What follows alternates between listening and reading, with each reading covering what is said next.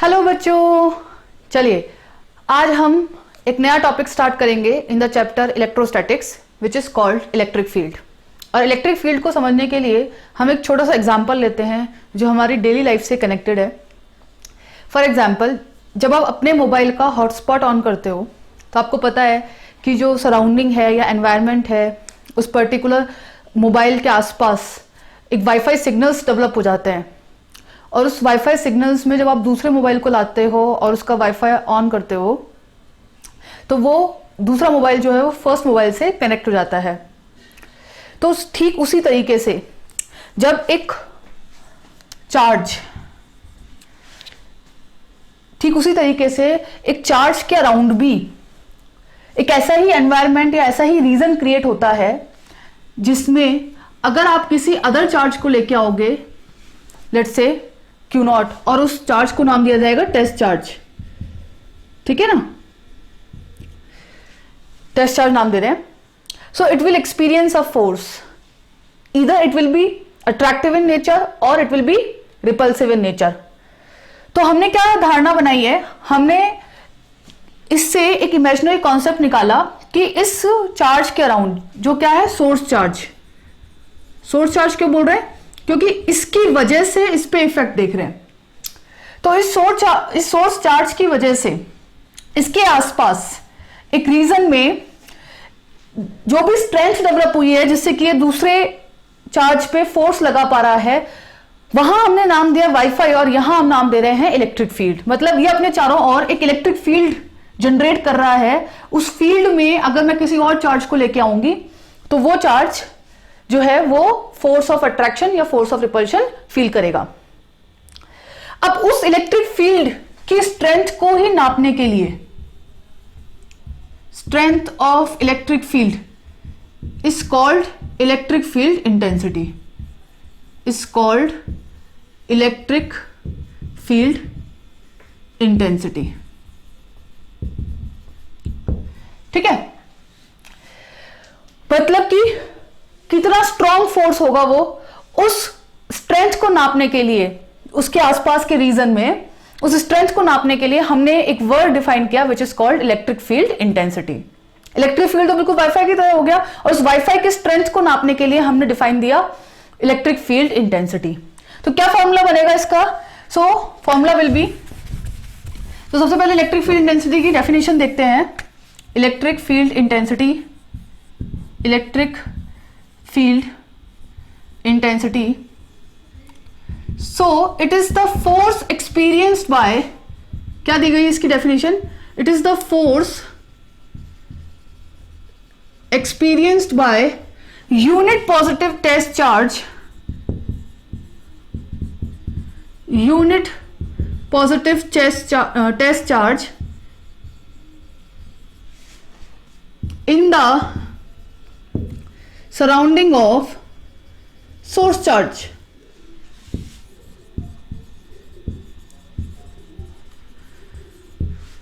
And electric field intensity is denoted by E vector. ये vector क्यों है ये भी समझाऊंगी मैं। So E vector has been defined as force divided by Q. Force is a vector quantity and charge is a scalar quantity. So vector divided by scalar will be the vector quantity. अब आप खुद देख सकते हैं कि जब unit positive test charge, यानी कि आप बोल रहे हैं यूनिट, मतलब इसका मैग्नीट्यूड यूनिट के बराबर होगा, 1 के बराबर होगा। पॉजिटिव है तो कोई डायरेक्शन में चेंज नहीं होगा, मतलब जो डायरेक्शन फोर्स की होगी वही डायरेक्शन इलेक्ट्रिक फील्ड की होगी। So it is unit positive test charge, so it is the force experienced by unit positive test charge. तो अगर मैं Q की वैल्यू को 1 कूलम के बराबर रख दूंगी तो जो फोर्स आएगा उस 1 कूलम के टेस्ट चार्ज पर, वही एक्चुअली में उस जगह पर इलेक्ट्रिक फील्ड होगा। सो that will be the electric field intensity, electric field intensity at that point. ठीक है, अब अगर वो Q 1 कूलम है तो एक्चुअली उस पॉइंट पर लगने वाला फोर्स ही न्यूमेरिकली इक्वल हो जाएगा इलेक्ट्रिक फील्ड के। या मैं ऐसा बोल दूं कि अगर वो Q 1 कूलम नहीं भी है तब भी आप जैसे 5 कूलम रख देंगे तो 5 कूलम पर जितना फोर्स एक्सपीरियंस हो रहा होगा उस फोर्स को डिवाइड कर दो 5 कूलम, तो बेसिकली वो क्या निकल जाएगा, उस पॉइंट पे इलेक्ट्रिक फील्ड निकल के आ जाएगा। ठीक है ना। तो चलिए बढ़ते हैं क्वेश्चन की तरफ, क्वेश्चन से समझते हैं इसको।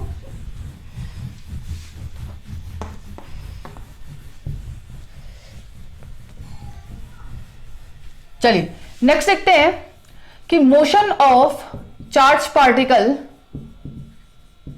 Motion of charge particle in uniform electric field.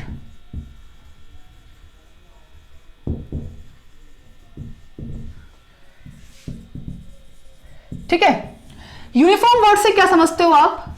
Uniform word से हम ये समझते हैं कि जिसकी डायरेक्शन भी कांस्टेंट हो, मतलब ना तो डायरेक्शन बदले और ना मैग्नीट्यूड बदले, क्योंकि इलेक्ट्रिक फील्ड एक वेक्टर क्वांटिटी है। तो वेक्टर क्वांटिटी को यूनिफॉर्म तभी बोलेंगे जब उसकी डायरेक्शन भी कांस्टेंट हो और मैग्नीट्यूड भी कांस्टेंट हो।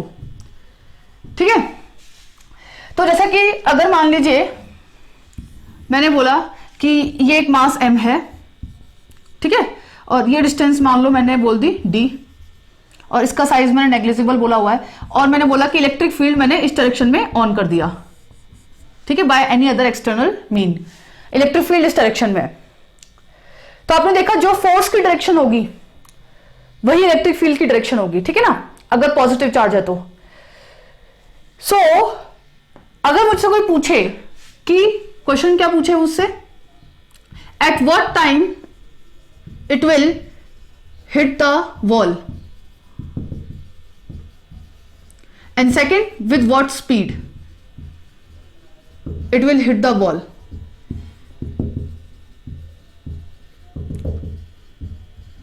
तो कैसे निकालेंगे अपन? तो सबसे पहले समझना है कि जैसा कि आपने अभी भी सीखा कि इलेक्ट्रिक फील्ड जो होता है वो होता है फोर्स अपॉन क्यू। ठीक है, तो अगर फोर्स निकालना होगा मुझे तो it will be q into e. तो अगर इस मास m का चार्ज प्लस क्यू दिया हुआ है तो प्लस क्यू चार्ज हो गया, इलेक्ट्रिक फील्ड ई हो गया, तो इसका मतलब इलेक्ट्रिक फील्ड की प्रेजेंस में इस पर फोर्स लगेगा। अगर इलेक्ट्रिक फील्ड नहीं होता तो कोई फोर्स नहीं लगता, या इलेक्ट्रिक फील्ड होता पर चार्ज नहीं होता तब भी कोई फोर्स नहीं लगता, लेकिन इस पे फोर्स लगेगा and that will be Q ई। अब फोर्स लगेगा तो ये तो भागेगा उस तरफ। आपको पता है कि फोर्स लग रहा है तो एक्सेलरेशन क्या बोलेंगे हम, फोर्स अपॉन मास, मतलब क्यू ई बाय एम। अब डिस्टेंस कितनी ट्रेवल करनी है उसने, डी, तो अब क्या लगाएंगे formula, S equals to U T plus half A T square. Initial speed 0 है, डिस्टेंस डी है, हाफ एक्सेलरेशन कितना है, Q E by M into T square. So T will be what, under root 2dm divided by Q E. अगर आपसे कोई velocity पूछ ले तो it is u plus a t, u 0 है, acceleration q E by m है, और time कितना है आपके पास, same 2dm divided by Q e. तो यहां से रूट एम कैंसिल हो जाएगा, मतलब यहां से एक रूट एम बचेगा सिर्फ, so it will be 2d divided by, ऊपर रूट क्यू ई है, यहां पर क्यू ई है, तो it will be 2d Q E divide by M. So this will be my answer. दोनों पार्ट के आंसर हो गए। नेक्स्ट क्वेश्चन में पढ़ते हैं।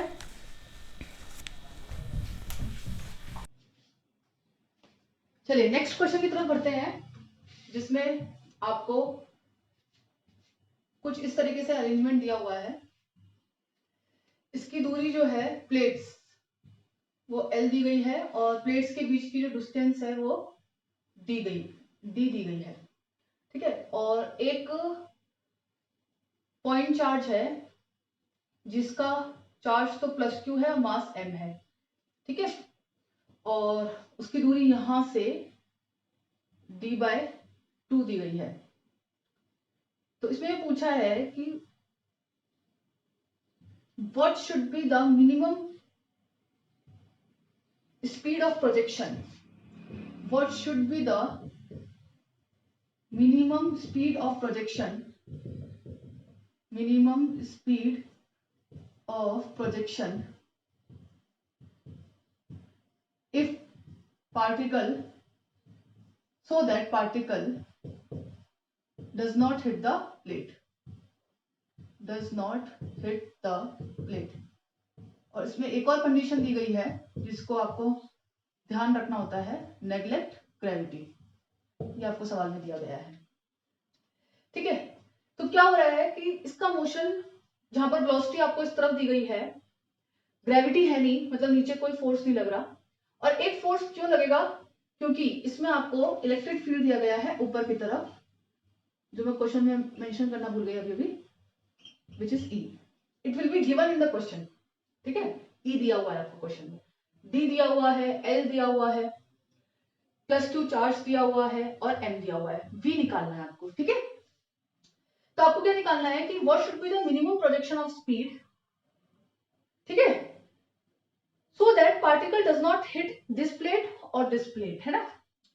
तो अगर मैं गौर फरमाऊं तो इसका मोशन बिल्कुल प्रोजेक्टाइल मोशन की तरह होगा, जिसमें हमने प्रोजेक्टाइल मोशन में सीखा था projectile from a tower, horizontal projectile from a tower, जिसमें अगर हम v वेलोसिटी दें और नीचे ग्रेविटी लग रही हो तो इसका मोशन जो है वो कुछ इस तरीके से होता था, ठीक है, पैराबोलिक मोशन होता था।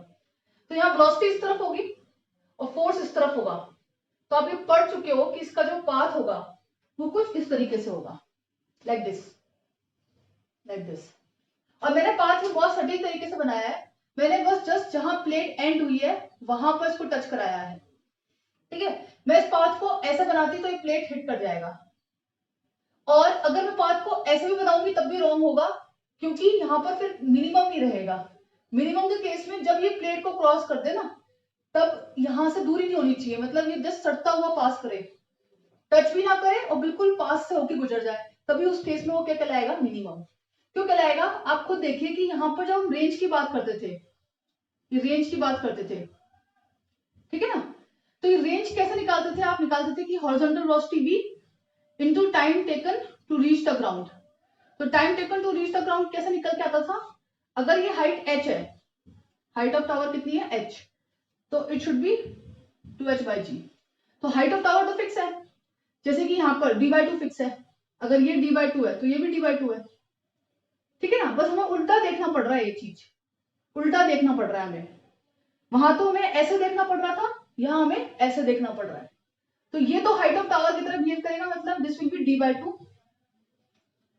और आप देख सकते हैं कि रेंज जो है वो पूरी पूरी वेलोसिटी पर डिपेंड कर गई, मतलब जितना आप तेज फेंकोगे या जितना प्रोजेक्शन दोगे उतना ज्यादा रेंज मिलेगा, मतलब ज्यादा प्रोजेक्शन दिया तो ज्यादा रेंज मिलेगी। तो आपको मिनिमम रखना है। मिनिमम के केस में अगर आपने बहुत कम रख दिया तो ऐसे हिट कर जाएगा, बहुत ज्यादा रख दिया तो मिनिमम नहीं होगा, क्योंकि इस केस में वो आसानी से बच के निकल जा रहा है।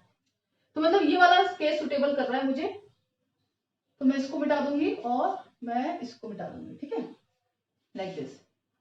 चलिए, अब मुझे समझ में आ गया कि अगर मैं इसको थोड़ा सा साफ डायग्राम में बनाऊं, सुंदर चित्र बनाऊं इसका मैं, तो देखो ऐसे बनेगा ये कि ये d/2 है, ठीक है। इसको मैं उल्टा बना रही हूं, ये वेलोसिटी v है और ये वो प्लेट की दूरी है जिसे हम बोल रहे हैं नाम l। और नीचे की तरफ जो फोर्स लग रहा है वो फोर्स जो है वो वैसे तो q इंटू ई होगा, अगर इसका चार्ज q है तो क्या होगा, q इंटू ई। अगर मुझे डायरेक्ट एक्सेलरेशन निकालना है तो मैं क्या कर दूंगी, QE को डिवाइड कर दूंगी m से, तो ये मेरा क्या कहलाएगा, नीचे की तरफ एक्सेलरेशन। और ये बिल्कुल, ये डेटा बिल्कुल किसकी तरह बिहेव कर रहा है, जैसे प्रोजेक्टाइल मोशन में g करता था, क्योंकि वो भी क्या होता था, एक्सेलरेशन ड्यू टू ग्रेविटी। तो आप देख सकते हैं कि कैसे इलेक्ट्रोस्टैटिक्स चैप्टर में हमने प्रोजेक्टाइल मोशन को कितना ब्यूटीफुली मर्ज कर दिया। तो इसीलिए आपको समझाया जाता है कि अगर आपको 12th अच्छी करनी है तो ऐसा नहीं है कि आपको 11th बहुत स्ट्रॉन्ग करनी है, बट आपको 11th के बेसिक्स जरूर आने चाहिए। और एक और चीज, ऐसा भी नहीं कि अब मैं पहले प्रोजेक्टाइल मोशन पढ़ूंगा फिर मैं इलेक्ट्रोस्टैट्स पढ़ूंगा, नहीं। अब जैसे जैसे 11th की चीजों को सीखते जा रहे हैं 12th के साथ, अगर आपका 11th बहुत अच्छा भी नहीं है तो यहाँ पर इस चीज को एक्सेप्ट करें और आगे बढ़े। आप समझे, अच्छा ऐसा होता है, और अगर नहीं समझ में आ रहा तो आप उस पर्टिकुलर चीज को जाके वहां पर रिवाइज कर लें, ठीक है। चलिए, तो यहां पर अब मेरे को क्या निकालना है, minimum speed of projection so that particle does not hit. तो मुझे पता है कि रेंज कितनी होनी चाहिए, l, तो मैं यहां पर l रख दूंगी। और मुझे टाइम और भरना है, वेलोसिटी तो निकालनी है, टाइम निकालना है। तो टाइम क्या होगा, 2 इंटू h की जगह क्या भरेंगे हम, d/2, ठीक है, इंटू जी की तरह क्या भरेंगे हम, क्यू ई बाय एम। तो इस तरीके से मेरा, मैं जब v निकालूंगी तो मैं क्या करूंगी, l divided by under root, 2 से 2 कैंसिल हो जाएगा, it will be D M divided by Q E. ठीक है ना, कुछ इस तरीके से ये हो जाएगा। तो ये वेलोसिटी निकल के आ गई। अगर आपको ये फॉर्मूला नहीं पता तो go to the basics. Basics पे कैसे जाएंगे, तो सिंपल हम इक्वेशंस ऑफ मोशन यूज करते हैं। ठीक है, कैसे यूज करेंगे देखते हैं। उसको हॉरिजॉन्टल में कोई एक्सेलरेशन नहीं मिल रहा, तो इसका मतलब हॉरिजॉन्टल में तो आपका simple distance equals to velocity या स्पीड इनटू टाइम लगेगा, और वर्टिकल डायरेक्शन में एक्सेलरेशन है पर वेलोसिटी नहीं है, तो s equals to ut plus half at square vertical में लगाया, वर्टिकल डायरेक्शन में, जहां इनिशियल वेलोसिटी 0 थी, क्योंकि सारी की सारी वेलोसिटी इस तरफ दी है, इस तरफ कोई वेलोसिटी नहीं थी, तो u0। इस तरफ डिस्टेंस कितना ट्रेवल करना है, d/2 इक्वल्स टू हाफ। इस तरफ एक्सेलरेशन कितना है, QE by m, force divided by mass into t square. तो यहां से t निकाले और यहां पुट करें तो वेलोसिटी निकल जाएगी। यहां मैंने d लिख दिया, sorry, the horizontal distance is not d, the horizontal distance, अगर ये पॉइंट यहां पर पहुंच गया तो उसने हॉरिजॉन्टल डिस्टेंस कितना कवर किया है, ये डिस्टेंस, तो it will be l equals to vt। ठीक है ना, तो यहां से टाइम निकाल के आप यहां रख दें तो वेलोसिटी निकल जाएगा। वैसे मैं निकाल के बताती हूँ, तो यहां से t आ गया आपका under root md upon QE। ठीक है, और फिर यहां रख दे तो v equals to l upon under root md under root QE। ठीक है ना, QE को मैं ऊपर ले गई। तो इस तरीके से हम इस क्वेश्चन को डील करते हैं। चलिए नेक्स्ट क्वेश्चन की तरफ बढ़ते हैं।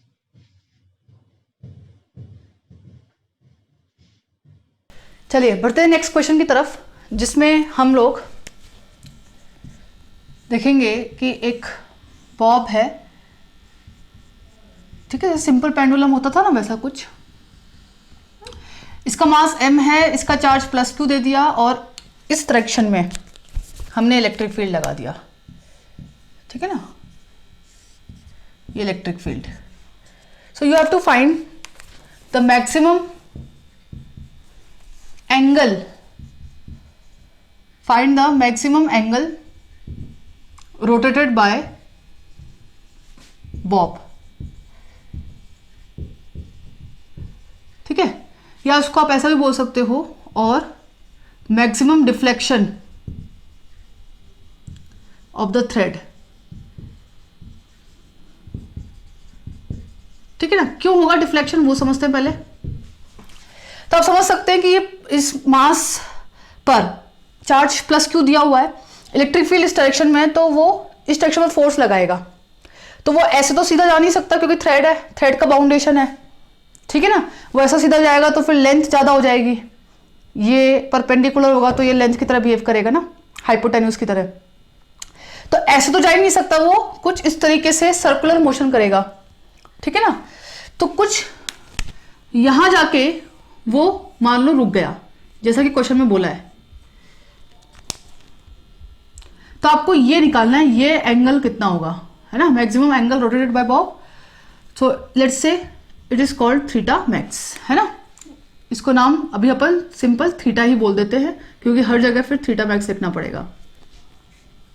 मैक्सिमम वर्ड समझाया है, मतलब आपको समझ में आना चाहिए कि यहां इसकी वेलोसिटी क्या हो गई होगी, 0, क्योंकि अब आप इसके और ऊपर नहीं ले जा पा रहे हो, तभी तो इसको मैक्सिमम बोल रहे हो। ये बॉब अब इसके और ऊपर नहीं जा पा रहा, तभी तो यहां पर मैक्सिमम बोल रहे हो। इसका मतलब यहां पर आते आते इसकी वेलोसिटी क्या हो गई है, 0, और अब जिस डायरेक्शन में फोर्स लगेगा ग्रेविटी का, उस डायरेक्शन में वो मूव करेगा, वापस लौटेगा। ठीक है ना, तो मैक्सिमम वर्ड से हमने डिफाइन कर दिया कि यहां पर वेलोसिटी क्या होगी, 0। इनिशियल वेलोसिटी भी क्या थी, 0। तो आप क्या कर सकते हो, आप वर्क एनर्जी थ्योरम लगा सकते हो। कैसे लगा सकते हैं कि वर्क एनर्जी थ्योरम क्या बोलती है, work done by all forces equals to change in kinetic energy. तो मुझे इनिशियल वेलोसिटी भी 0 दिखी, फाइनल वेलोसिटी भी 0 दिखी, तो मैंने बोल दिया कि इट विल बी 0 - 0। दूसरी चीज, सबसे इंपॉर्टेंट चीज, ग्रेविटी का वर्क डन आप निकालना सीख चुके हो वर्क पर एनर्जी में। इलेक्ट्रिक फील्ड एक कांस्टेंट फोर्स है। क्यों कांस्टेंट है, क्योंकि डायरेक्शन भी कांस्टेंट दी हुई है और मैग्नीट्यूड भी कांस्टेंट है। तो ये कांस्टेंट फोर्स की तरह बिहेव करेगा। अब कांस्टेंट फोर्स का तो वर्क डन बहुत आसानी से निकाला जा सकता है फोर्स इनटू डिस्प्लेसमेंट, ठीक है ना, फोर्स डॉट डिस्प्लेसमेंट से। देखते हैं कैसे। तो सबसे पहले समझते हैं कि इस बॉब पर कितने फोर्सेस लग रहे हैं। तो मैं बोलूंगी सबसे पहला तो लग रहा है ग्रेविटी mg, ठीक है ना, और mg के अगेंस्ट वर्क हो रहा है। क्यों? क्योंकि बॉब ऊपर गया है फाइनली, तो ग्रेविटी का वर्क नेगेटिव लिखा जाएगा। दूसरा किसका वर्क हो रहा है? तो रस्सी भी लगी हुई है, तो रस्सी कुछ ना कुछ टेंशन लगा रही होगी, तो टेंशन का वर्क आएगा। और तीसरा फोर्स है इलेक्ट्रिक फील्ड, तो मैं लिखूंगी work done by mg plus work done by tension plus work done by electric field equals to 0 minus 0, final kinetic energy minus initial kinetic energy. Gravity का work done कैसे लिखेंगे? तो आपको सिखाया था वहां पर mg into displacement, vertical displacement. आप देख सकते हैं कि अगर ये दूरी आपको L दी गई है, ठीक है ना, it is given in the question, तो ये जो ये दूरी होगी ये भी L ही होगी, क्योंकि रस्सी का लेंथ चेंज नहीं होगा। बट अगर मैं इस ट्राइंगल को देखूं, ये ट्राइंगल देखूं, ठीक है, तो अगर मैं इस दूरी के हिसाब से इसको L मानते हुए सिर्फ इतनी लेंथ निकालूं, सिर्फ इतनी, तो ये दूरी जो होगी ये कहलाएगी L cos थीटा, ठीक है ना। ये हाइपोटेन्यूज, ये परपेंडिकुलर और ये बेस, जबकि ये पूरी कितनी है? L है।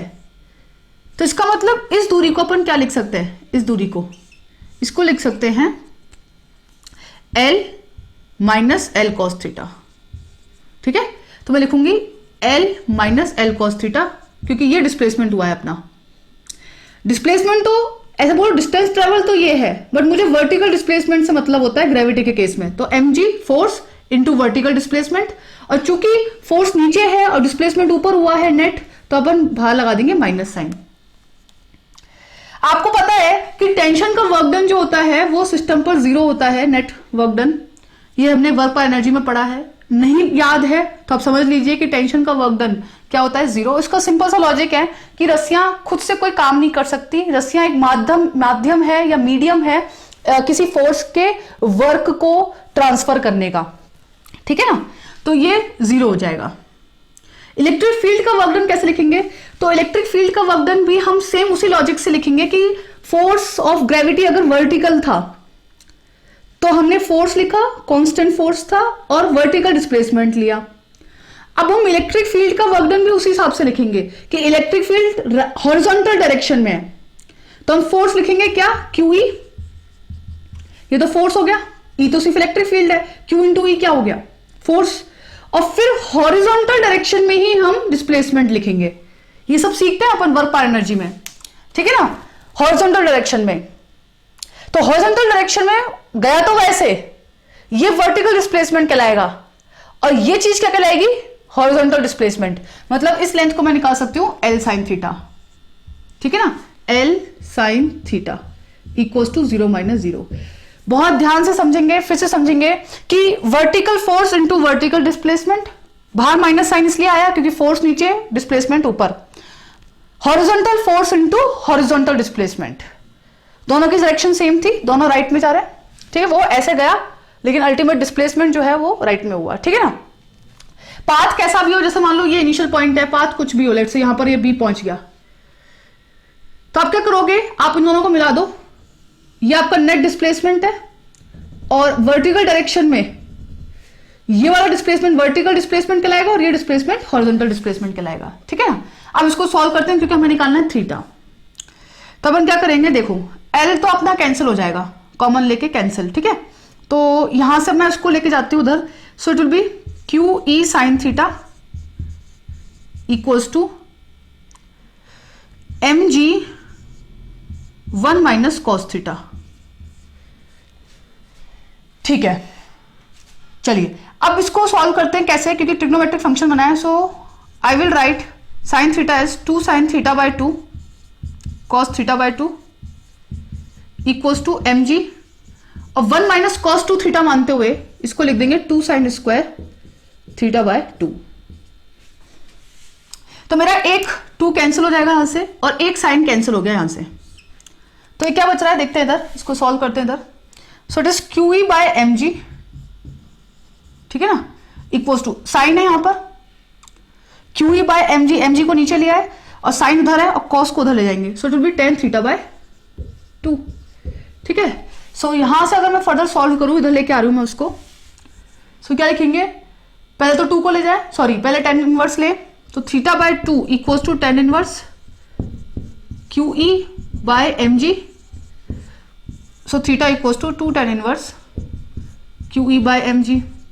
इस क्वेश्चन से ये सीखने को मिलता है कि फिजिक्स अच्छी होने के लिए आपकी मैथ्स बहुत अच्छी होनी चाहिए, स्पेशली मैथमेटिकल टूल्स। जहां मैथमेटिकल टूल्स कौन सा यूज किया हमने, ट्रिग्नोमेट्रिक फंक्शन। अगर ट्रिग्नोमेट्रिक फंक्शन अच्छा नहीं होता तो आप यहां पर अटक जाते और आपको कॉन्सेप्ट आते हुए भी आप आंसर तक रीच नहीं कर पाते। इसलिए आपका डिफरेंशिएशन, इंटीग्रेशन, ट्रिग्नोमेट्री ये काफी स्ट्रांग होना चाहिए फिजिक्स अच्छी होने के लिए। चलिए मूव करते हैं नेक्स्ट क्वेश्चन की तरफ। चलिए एक और बहुत भन्नाट क्वेश्चन देखते हैं जिसमें हमें एसएचएम का बेसिक्स अच्छा होना चाहिए हमारे लिए। देखो मान लीजिए कि ये बॉब है, ठीक है, इसका मास m है, इस पे चार्ज प्लस q है, बहुत बढ़िया। अब क्या करना है कि यहां पर इलेक्ट्रिक फील्ड जो है वो कुछ इस तरीके से ऑन कर दिया, मतलब इस तरीके से क्रिएट कर दिया, जिसका मैग्नीट्यूड E है और यूनिफॉर्म इलेक्ट्रिक फील्ड चल रहा है अपना, क्योंकि डायरेक्शन भी कांस्टेंट है डाउनवर्ड और मैग्नीट्यूड भी E है। अब अगर मान लो मैं इस बॉब को थोड़ा सा डिस्प्लेस करके छोड़ दूं तो इस तरीके से वो ऑसिलेट करेगा।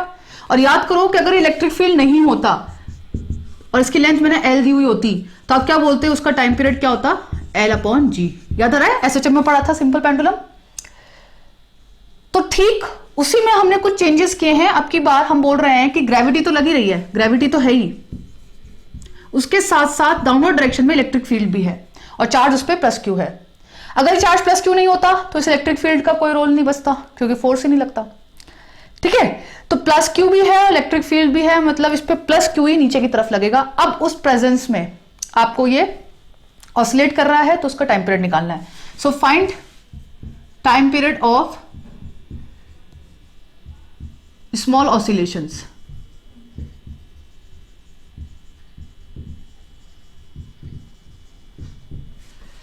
ठीक है, कैसे निकालेंगे देखते हैं।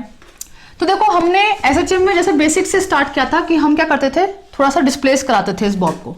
तो देखते हैं कैसे डिस्प्लेस करेंगे। मान लो ये बॉब यहां आ गया कुछ लाइक दिस, है ना। ऐसे समझो कि बहुत छोटा डिस्प्लेसमेंट हो रहा है कुछ इस तरीके से लाइक दिस, ठीक है ना।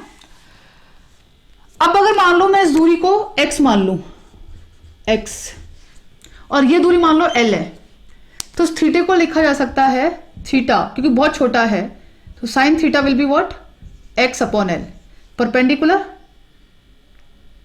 Upon hypotenuse. ये हाइपोटेन्यूज होगा ना। अगर मान लो मैं इसको 90 डिग्री एंगल मान लू तो x/l क्या दिख रहा है आपको, साइन थीटा। आप समझ सकते हैं कि जब थीटा बहुत छोटा होता है, when theta is very small, तो sine theta can be written as theta और टेन थीटा। मतलब आप इसको दिस x/दिस l भी लिख सकते थे, एज यू विश। ठीक है ना। चलिए आगे बढ़ते हैं। वैसे तो ये डायग्राम जो है, इसको अगर हम बहुत ध्यान से देखें तो कुछ इस तरीके से है, देखना यहां पर ये ऊपर चला गया थोड़ा सा, ठीक है ना, इस तरीके से। बट हमने ये बोला है कि ये आर्क बहुत छोटा है, सच दैट इस आर्क की लेंथ को और इस लेंथ को हमने ऑलमोस्ट क्या मान लिया है, सेम। इसको भी x मान लिया और इसको भी x मान लिया बेसिकली, क्योंकि बहुत छोटा है। बड़ा होगा तब तो नहीं मान सकते, बट क्योंकि थीटा बहुत छोटा है, बहुत छोटा, तो ऑलमोस्ट इस आर्क की लेंथ को ही हमने ये x मान लिया, दोनों को ऑलमोस्ट सेम मान लिया। तो अगर मान लो मेरे को टेन थीटा लिखना होता तो मैं क्या लिखती, अगर ये पूरी लेंथ l मान रही हूं मैं, सो इट विल बी x/l। ठीक है ना। आप ऐसा समझ सकते हैं कि इस लेंथ को भी इसके सामने नेग्लिजिबल माना है, तो आप दिस x/दिस l लिख सकते हो। तो थीटा छोटे के लिए आपने इस आर्क को ऑलमोस्ट हॉरिजॉन्टल मानते हुए लिखा है, ठीक है ना। सो x/l, ठीक है, इस तरीके से हमने थीटा लिखा है। अब बात करते हैं कि मान लीजिए कि यहां पर आपका बॉब आ गया, तो उस पर दो तरीके के फोर्स लगेंगे, mg प्लस QE, दोनों नीचे लगेंगे, तो नेट फोर्स कितना लगेगा, mg प्लस QE। ऑसिलेशन में जब पार्टिकल ऐसे जाता है वापस लौट के आता है, तो वापस लौटाने के लिए कोई ना कोई फैक्टर रिस्पॉन्सिबल होता है। वो फैक्टर कौन है? mg और qe। क्योंकि आप देखेंगे कि इस डायरेक्शन में mg और qe का एक कंपोनेंट आ जाएगा। कैसे आएगा कंपोनेंट? देखते हैं कि अगर ये एंगल थीटा है तो ये 90 माइनस थीटा है, तो ये थीटा है, ये थीटा है, तो ये फिर से क्या है? 90 माइनस थीटा। ठीक है ना? तो इसका मतलब mg प्लस qe का इस डायरेक्शन में कंपोनेंट क्या आ जाएगा? mg प्लस qe, ये 90 माइनस थीटा है ना, तो it is cos of 90 minus theta will be sine theta. तो ये रिस्टोरिंग फोर्स आ गया। ये रिस्टोरिंग फोर्स की तरह बिहेव कर रहा है जो वापस पेंडुलम को इस तरफ लेके आएगा। ठीक है, तो वो रिस्टोरिंग फोर्स क्या हो गया? F restoring, it will B mg plus qe into sine theta. बहुत बढ़िया। अब इस रिस्टोरिंग फोर्स में इस साइन थीटा को हम रिप्लेस कर सकते हैं x upon L. So F restoring will be mg plus qe into x upon L. अब आप गौर फरमाओगे तो आप इसको ऐसे जमाओ, एल को नीचे रख दो, तो ये समथिंग कांस्टेंट है क्योंकि m फिक्स है, g फिक्स है, q फिक्स है, e फिक्स है, l फिक्स है, तो ये पूरा कांस्टेंट है एंड दैट इज x जो वेरिएबल है। ठीक है ना? तो आप देख सकते हैं कि f restoring is proportional to kx, तो ये SHM करेगा। ठीक है ना? और SHM का टाइम पीरियड हम कैसे देते हैं? 2 pi under root m by K, ऐसे देते हैं, जहां k क्या होता है? x का कोएफिशिएंट। तो यहां से 2 pi under root m upon k की जगह क्या रखेंगे? mg plus qe divided by l, तो उस l को मैंने ऊपर लिख दिया। So that will be the time period. ठीक है, इसका एक और शॉर्टकट मेथड है, उसको देखते हैं कि देखो आपको टाइम पीरियड सिखाया था बिना इलेक्ट्रिक फील्ड के। क्या सिखाया था? t equals to 2 pi under root l by g. ठीक है, अब अगर ग्रेविटी के अलावा कोई और चेंज किया है, जैसे कि इसमें चेंज किया था कि भाई इलेक्ट्रिक फील्ड आपने जो है वो एक्स्ट्रा फैक्टर लगाया है, तो आपको इस g को रिप्लेस कर देना है g इफेक्टिव से। g इफेक्टिव क्या है? g effective net force divided by मास। अब नेट फोर्स कितना लग रहा है उस बॉब पे? तो देखो नीचे की तरफ mg और नीचे की तरफ ही qe, तो आप क्या कर सकते हो? बोल सकते हो कि it is mg plus qe divided by m। ठीक है, सेम डायरेक्शन में थे तो डायरेक्टली ऐड हो गए। अब g इफेक्टिव को एज इट इज आप यहां रख दो, तो आपको ये सब कैलकुलेशन नहीं करनी पड़ेगी। तो टाइम पीरियड क्या निकल के आ जाएगा? 2 pi under root L upon mg plus gl, sorry mg plus qe divided by m, तो ऊपर चला जाएगा। देखो सेम आ गया ना। तो एक इसी आंसर को मैं इतनी मेहनत करके लेके आई और एक इसी आंसर को मैंने शॉर्ट ट्रिक से निकाल लिया, g इफेक्टिव। ये हमारी हो गई शॉर्ट ट्रिक और ये बहुत जगह वैलिड है, जैसा कि मैं आपको अगला क्वेश्चन दिखाती हूं। ठीक है, अगले क्वेश्चन में क्या कर रहे हैं हम? अगले क्वेश्चन में इस बार इलेक्ट्रिक फील्ड हमने डाउनवर्ड डायरेक्शन में लगाया। नेक्स्ट क्वेश्चन में हम इलेक्ट्रिक फील्ड को हॉरिजॉन्टल डायरेक्शन में लगाएंगे। देखते हैं कैसे।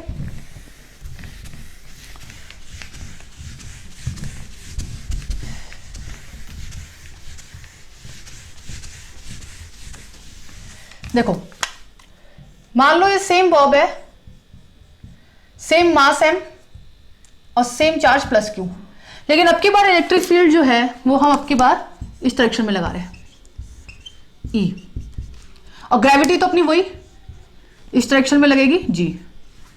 ठीक है, चलिए फिर से क्वेश्चन ये है, time period of small oscillation. Small word इसलिए देता है ताकि वो आप अप्रोक्सीमेशन ले सको, जो आपने साइन थीटा को x अपॉन एल लिख दिया था। ठीक है, या उसको टेन थीटा भी बोल सकते हैं। चलिए, तो यहां पर क्या करना है? Time period of small oscillation निकालना है। तो फिर से मैं आपको शॉर्ट ट्रिक बताती हूँ। वो शॉर्ट ट्रिक क्या है? L अपॉन जी इफेक्टिव।